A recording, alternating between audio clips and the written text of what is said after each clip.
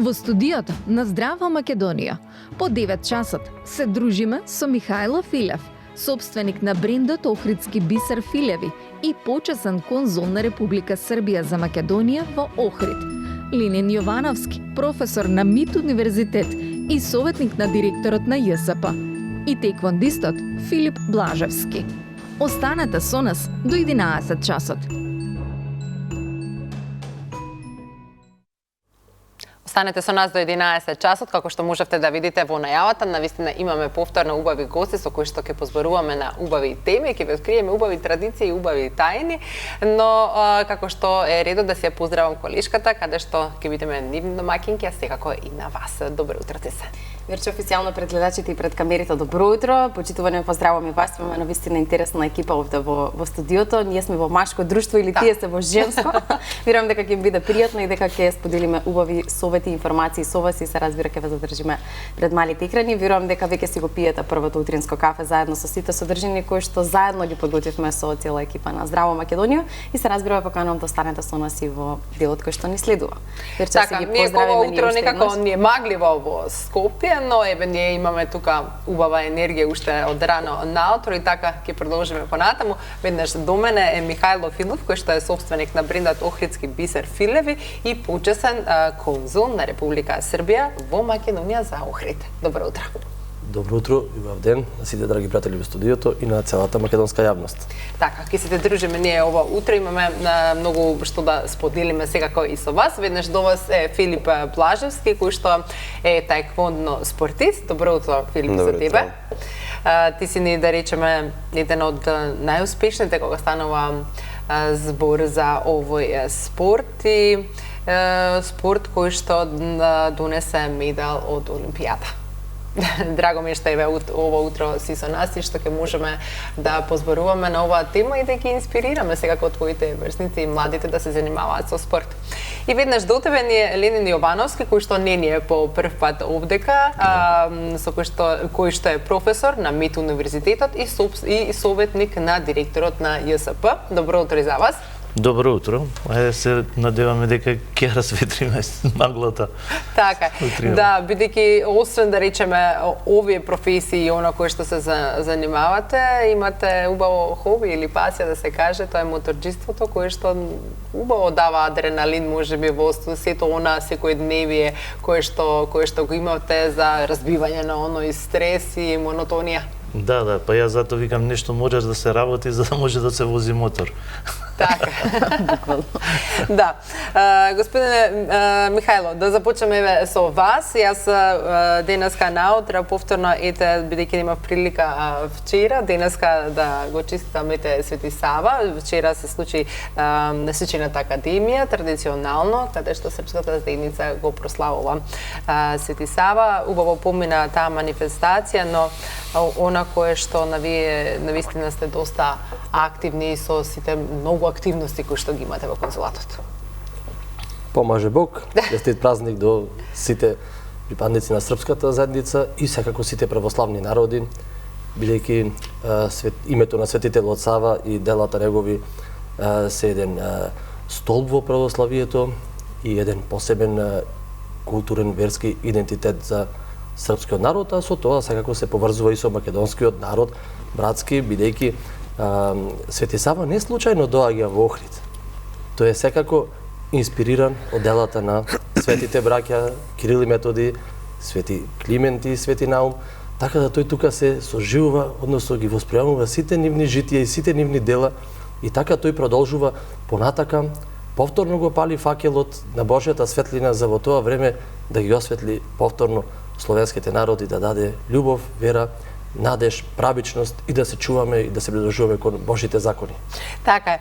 Многу бобо кажано, но еве кога сме кај традицијата и кај Охрид, она кое што навистина е значено и низ годините, традиционално се пренесува занатот на охридскиот бисер, кој што е признаен и меѓународно, сертифициран, препознаен како таков.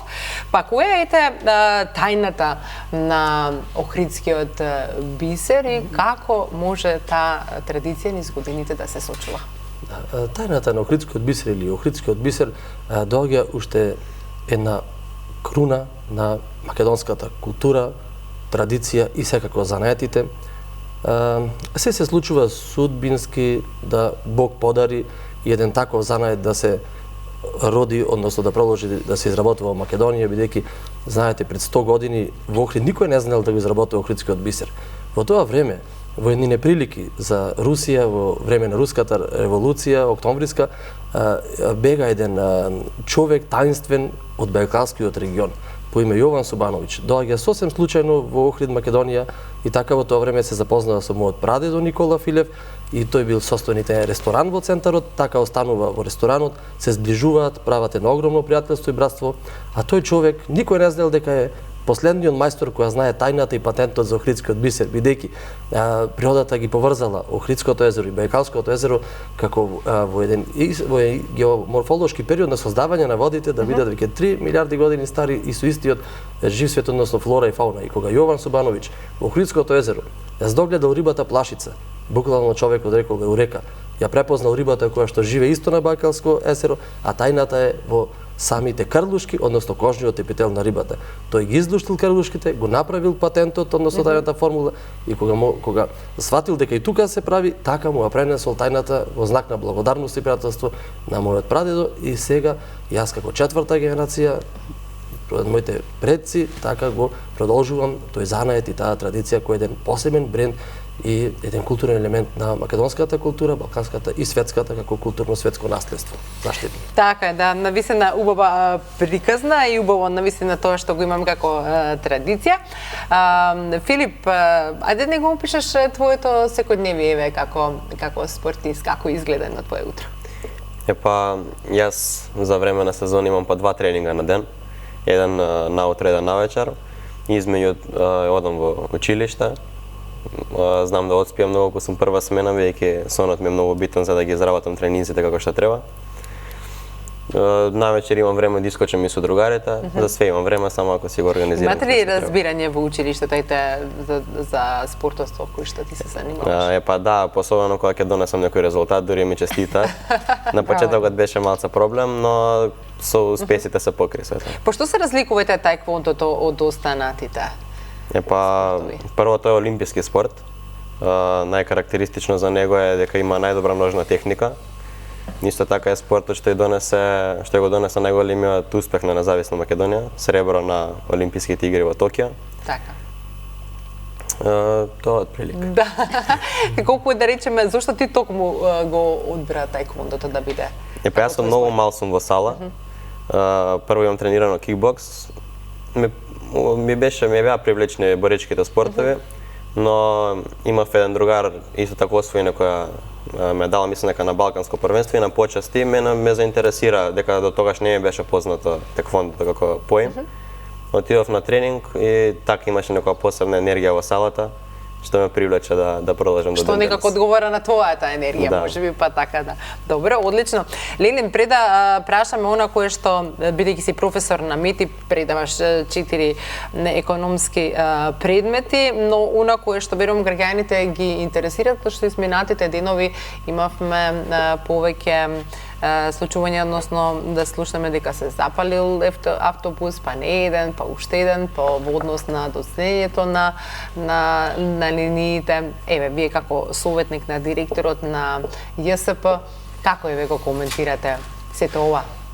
Видете, значи јас прво да кажам дека се ангажирав како стручно лице, како професионалец и како човек кој што можеби во Македонија со најдолгогодишно искуство во раководење со јавниот превоз во градот Скопје. И во тој состав кој што сега е направен на барање на градоначалникот, кој што многу обрна внимание да повика квалитетни луѓе, стручни луѓе во тимот и во кабинетот на директорот на ЈСП, кои што ќе одговорат на сите предизвици, најмногу да се стави состојбата во еден ред, бидејќи генерално вие сте сведоци, веројатно тоа го гледате, ние еве малку и поблиску кои што сме заинтересирани за тоа и тоа кој што го работиме. Јавниот превоз е во тотален колапс наследен од во претходниот период. Целиот систем на функционирање е девастиран до максимални граници.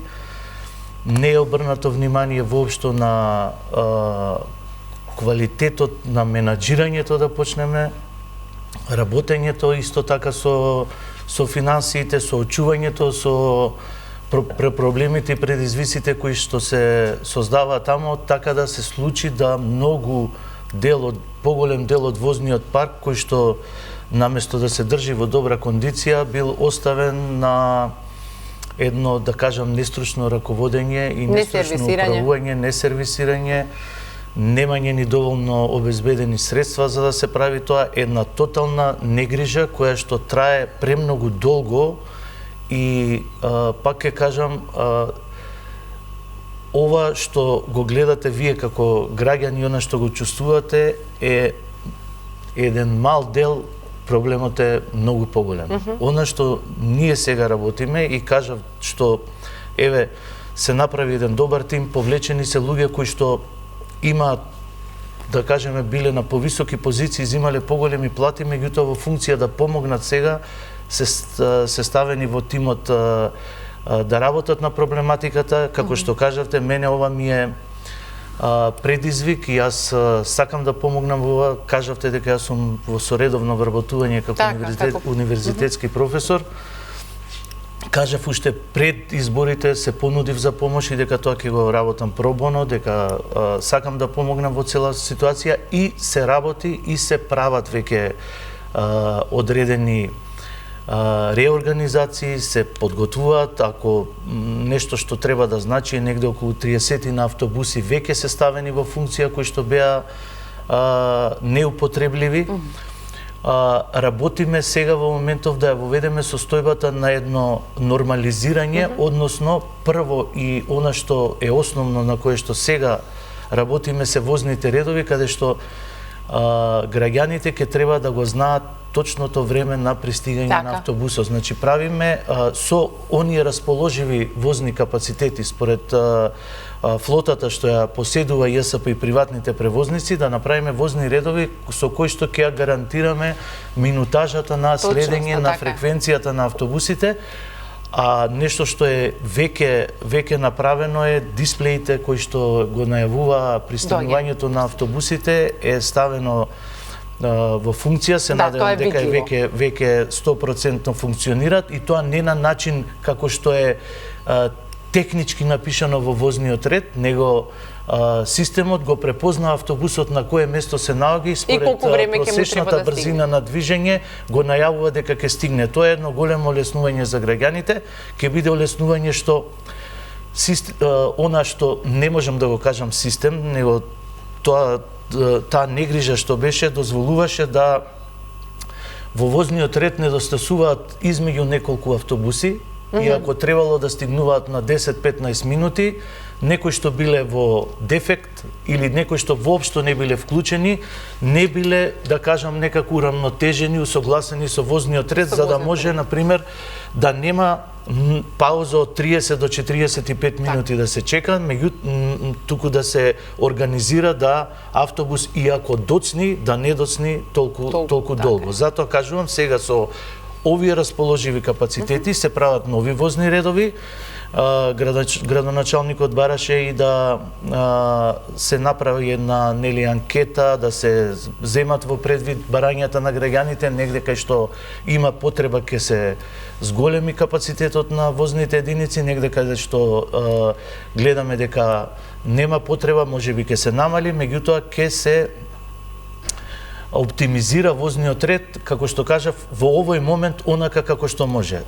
Ги чекаме, сигурно ќе помогне многу кога ќе пристигнат ова што владата го најавува, помошта со новите автобуси кои што треба да се за јавното сообраќајно претпријатие 80-тина и тоа во голема мера ќе допринесе да ги ставиме во еден одржлив ред автобускиот превоз генерално. Меѓутоа, тука кажувам дека сега се бориме да се стави ред минимално што може да се направи, меѓутоа амбициите се поголеми, бидејќи понатаму ќе одиме на усовршување и на возните редови врз основа на системот кој што го имаме, кој што ги следи возилата и кој што дава една добра база на податоци врз основа на која може да се работат аналитики и да се дојде до подобар возен ред, да се модернизираат возните единици, да се уреди со давање предност на јавниот превоз и да се демотивираат оние кои што ги користат автомобилите, значи да има понуда на јавен превоз која што ќе биде задоволителна за секој да одлучи да оди со автобус наместо да го користи автомобилот. Вие сте сведоци, знаете, во Скопје се движите, ваква состојба на волку присутни автомобили и вакви блокирања да се случуваат на сообраќајниците до сега не се случувало, меѓутоа во недостиг на јавен превоз сите се одлучуваат понатаму да го запалат возилото. Ке следат, кажав понатаму, ништо во превозот не може да се направи преку ноќ, бидејќи не може со магично стапче. Ништо не треба да се избрзува, се треба да се решава етапно, дел по дел и да се да биде некако трајно решение кое што меѓутоа ќе се води кон трајно решение кое што ќе потрае. Функционално кое што брзиот автобуски превоз треба исто да се стави во функција понатаму да профункционира, се работи на да кажам довршување на тој проект, до прилагодување, бидејќи јас уште кога беше градоначалникот Шилегов бев против тој концепт како решение, меѓутоа како идеја не. Беше тој е добро смислен, тој дава една поготово со оние автобуси кои што сега се постојат и се користат како најфлексибилни, а даваат една удобност како на метро, мора да се применат за да граѓанинот, корисникот на услугата биде со сигурност дека кога ќе тргне од точка А до точка Б ќе стигне во потребното време. За да може тоа да се направи, мора тие автобуси да имаат приоритет и да се многу побрзи отколку автомобилите. Така да ќе се оди на тие варијанти да се мотивира. Сега за жал кај нас капацитетите се тие, поставеноста е таа, единствен масовен превоз на патници ни автобускиот, хендикепирани сме за разлика од други метрополи каде што имаат и други алтернативи. Меѓутоа со ова сега со новите технологии кои што се нудат како возни единици како дел од тој брз автобуски превоз, може многу да се постигне и да бидат граѓаните задоволни и мобилноста да биде на задоволително ниво. Бидејќи знаете што огромни пари се трошат, бидејќи ние кога ги работиме тие анализи, тоа сакав да го додам, прво се пресметуваат финансиските загуби кои што ги трпи и економијата и државата со ово успорување во мобилноста, а од друга страна цело време зборуваме за загадувањето, особено за Скопје како котлинско подрачје. Мобилноста, но и продуктивноста. Така е, точно, да.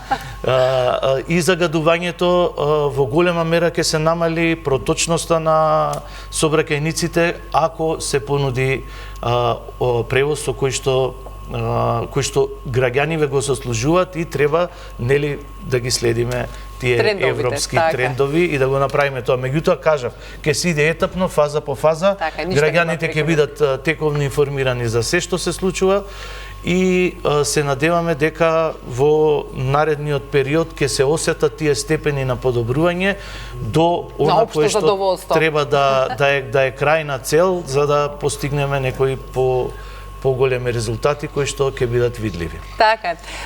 Господин Михајло, колку е тоа, да речеме, бизнисот и улогата на почесен конзул на некој начин ве спојуваат во секојдневната работа? Тоа представува дека менаџирањето тука би била таа некоја нишка каде што е убав спој помеѓу. Така, и тоа доаѓа природно, исто со многу љубов, емоција, со тоа што, да речеме, менаџерството, односно занаетот и се тоа, секогаш мене ми беше како еден презентативен момент. Ја секако презентирајќи ја македонската култура, идентитет и традиција преку Охридскиот бисер, така бев многу блиску и до тие такви односи во презентирање, односно промоција на културите на повисоко ниво.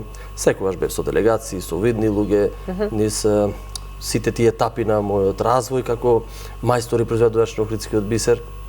Па така еден ден се роди една таква можност да представувам и една наша братска држава, за да можеме да ги презентираме пред се културата, традицијата, верата и сите тие атрибути кои не поврзувале низ векови, и тоа се едни цврсти нераскидниви корени, односно, како што рековме, се оди со љубов и едноставно тоа е тоа што е моментот на спој. Но со конзулатот и она кое што е секојдневна работа, вие имате задача за развој на регионот, да се направат одредени проекти кои што навистина ќе допринесат и за економски и за туристичкиот развој на целиот регион со кој што вие раководите како конзул.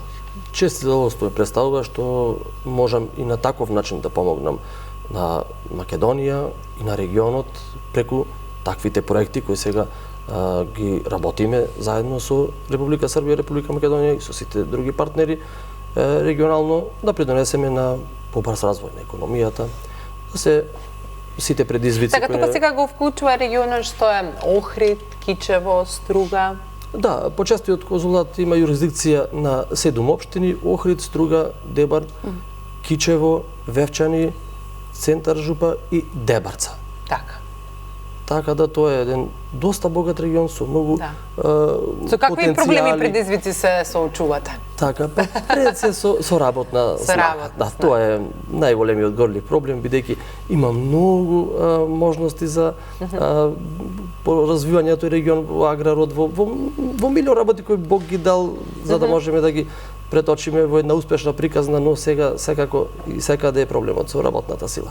Така, што е како предизвик за 2026 за овој регион кој што те го планирате, за да, како што кажав, имаме подобар и економски раст во тој регион, а секако и на туризмот?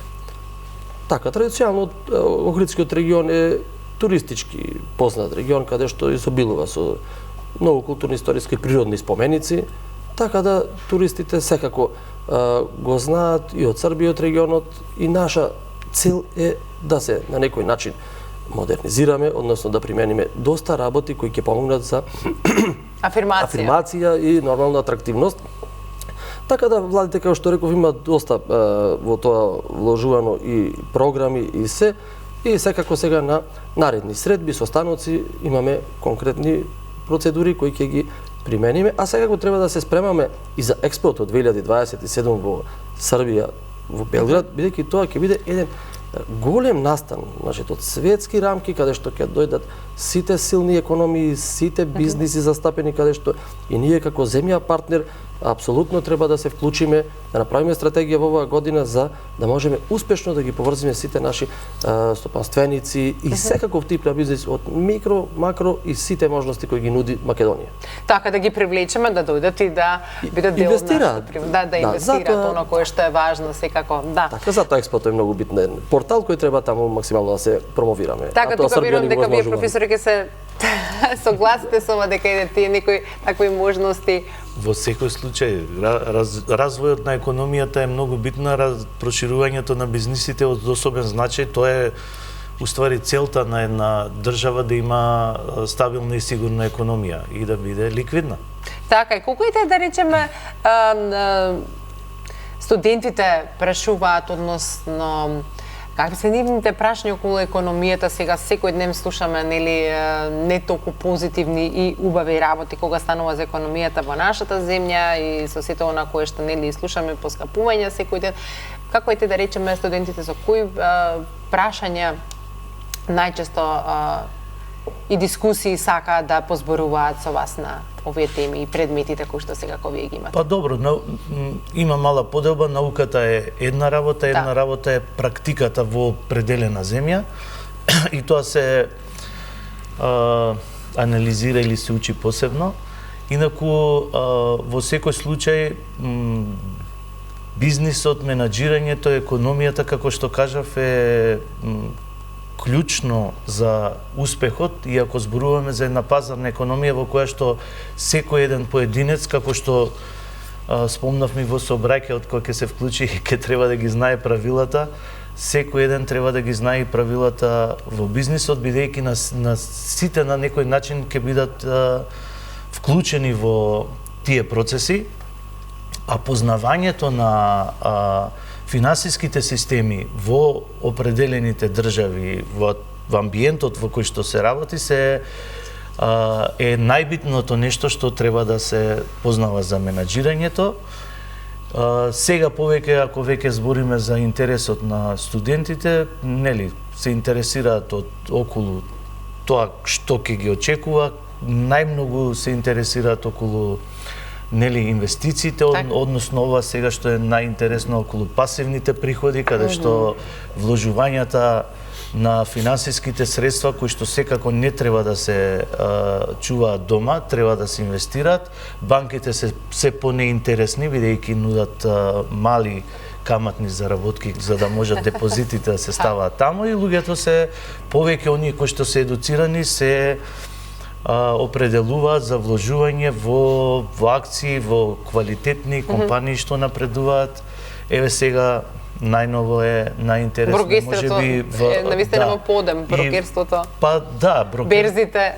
Брокерството, берзите, да, меѓутоа и сега и тие во поново време, оние кои што се едуцирани можат да ги прескокнат брокерите како посредници во целата и тие сами имаат пристап веќе до одредени платформи каде што сами тргуваат. Можат да тргуваат сами и да вложуваат средства, што е добро бидејќи сета таа едукација, кажувам, што би требало да има секој едно домаќинство да е запознаено со тоа, за да може да се вклучат во тие процеси, бидејќи навистина инвестирањето во квалитетните компании гледано наназад доведува до големи приходи на сите оние кои што вложиле во тие фирми како акции. Како што кажав, сега е интересна вештачката интелигенција, се појавуваат такви компании кои што имаат енормен раст, меѓутоа во секој случај секогаш треба да си внимателен.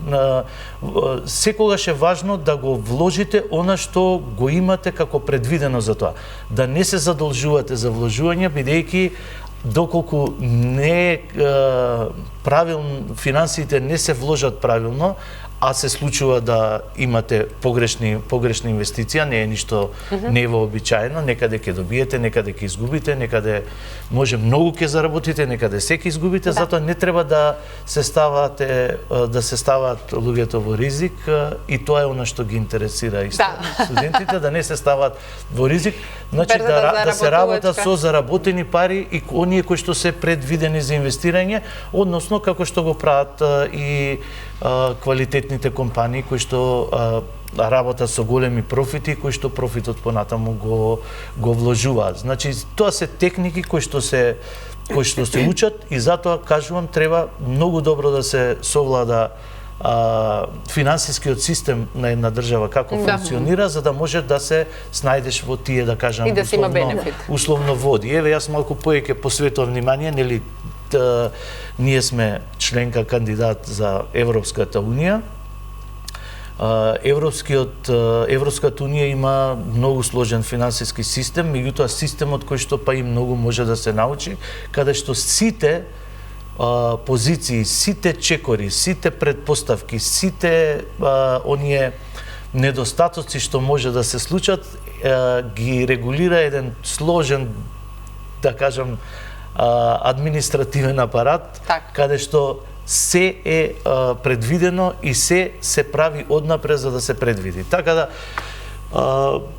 секој оној што сака да научи, ќе научи. Сега пак ќе кажам, можам вака генерално да констатирам, за разлика од она, јас кога сум бил студент, малку е помалку заинтересираноста на студентите да учат, иако сега имаат многу полесни алатки за совладување за материјалот и за осознавање, за стекнување на знаењата, сепак можам да констатирам дека се помрзливи. Тоа е мојот впечаток. Ете, кога сме кај мрзливоста и она кој што треба да се прави, колку е потребно да се тренира за еден настап на Олимпијада, Филип?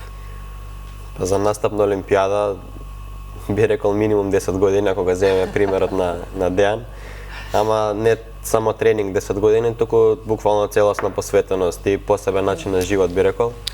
Бидејќи не може да се дојде на тоа ниво ако се легнува касно навечер, ако се оди по клубови или така. Така, колку е твојот тренер ти е поддршка во сето она за да заеднички постигнете резултати, бидејќи вие сте тим, еден без друг не можете? Да, па мојот тренер е на еден начин пример за мене, бидејќи тој е лекар по професија. Јас сум исто така медицинско училиште. Гледам да ги поврзам тие работи, секогаш доколку имам некој проблем го прашувам него, секогаш ми дава совет. Гледам да го послушам повеќето од времето, бидејќи он Па да, тоа е најчесто гледам да го послушам неговите совети. Така се изрази. Јас сакам само да раскажеме она што ти се случи во декември, најголемиот твој успех до сега во твојата кариера. Да, мојот најголем успех е Европското првенство 21 година, освоив трето место. Беше долг ден, тоа можам да кажам. 4 борби имав. Првата борба се борев со противник од Молдавија. До тогаш не ми беше познат, но го совлав 2-0 во рунди. Се запознавте на терен. Да. Додека следниот противник ми беше од Украина, со него се знаевме и од претходни надпревари. Се немавме погодено на ждрепка, но го знаев дека е квалитетен. Исто така и него го совлав 2-0. Би рекол дека таа ми беше клучната победа за медалот. И следната борба ми беше со французинот за борба во полуфинале. Него па го совлав 2-1 во рунди. Беше малку тесна борба, а последната или полуфиналето ми беше со Хрват. Тој беше светски шампион претходната година. Од него изгубив 2-0, но дали тоа ти беше некако дополнителен притисок? Па не, јас знаев зашто идам таму. Знаев дека беше психички подготвен. Кога тогаш ќе се спремам, но можеби он беше така поспремен за таа ситуација. Но браво, сепак си се вратил со сериозен успех од таму, не само твои 18 години, така? Да. Да, секоја чест. Сакам вече да ги прашам и другите гости колку се занимавате вие со спорт, колку имате време за тоа.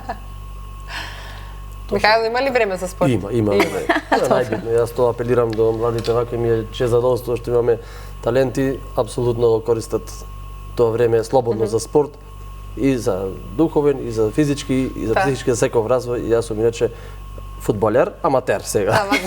Така, добро. Имате време да играте фудбал? Да, со пријателите, се собирате, имате посебно некое место во Охрид? Точно, имаме стадионот, арената Свети Климент Охридски. Браво. Секој чест што издвојувате време да се грижите малку и за вашето здравје, да не се повикувате на сите обврски кои што ги имате, да кажете немаме време за тоа. Професоре, вие? Многу слабо, споредбено со тоа колку повеќе сум имал време да се посветам порано. Може би благодарение на тоа што имам ете така некое минато малку повеќе каде што сум спортувал, меѓутоа сега за жал можам да кажам дека дури нема време ни за пешачење. Значи толку многу ми се собра обврски да претежно сум од седечка позиција во возило, на мотор и назад, што си покажува веќе телото знаци дека нешто не е во ред, меѓутоа се надевам ќе се најде малку време, барем за пешачење, ако ништо за друго. Се е во брзање, бидејќи, како што и кажавте, има уште неколку други ангажмани, области, каде што сум активен, и така да и ChatGPT, ако го прашате за Ленин Јовановски, ќе ви каже контраверзна личност кој што се појавува во многу дејности, во многу форми, не можете да му го фатите баш редот на што е конкретно концентриран во сите дели. Така да, кога е во прашање спортот, морам да признам... Паузирате. Јас така би кажала, се надам ќе се врати. ќе ми замерат, ја не сакам да кажам нешто што не е така и оние што ме познаваат ќе речат види го Ленин лаже дека пешачи, дека вежба, а воопшто не го прави. Не треба да тоа. лажете, апсолутно. Вече имам многу кратко време до реклама, само уште едно прашање ми се отвори од дискусијата која што имавте со господинот Филип. Филип, кажате дека имате недостаток на работна сила, па тука сакам да го прашам Филип. Што те држи тебе во Македонија и што најмногу сакаш од нашата држава? Бидејќи ти си навистина убав пример за тоа дека може да се остане тука и да се создава кај нас. Па мене целта ми е, јас живеам за тоа да освојам олимписка норма. Ке гледаме тоа да биде нови олимписки игри во 2028 и да израдувам Македонија. Што најмногу ти се допаѓа во Македонија? Па, како дома ми е, јас не би се гледал да живеам на друго место, сите мои роднини се тука, пријатели. Значи немаш некој од пријателите кои што одлучиле да си заминат од Македонија? Имам, ама мислам дека не би се осеќал исто како дома. Да. Само дома си е дома. Така е. Баш убав тука ќе мора да направиме една кратка пауза, едно 10 минути, секако останете покрај малите екрани и ние ќе се освежиме со по некој чај или кафе, секако заедно со вас, се враќаме во студио.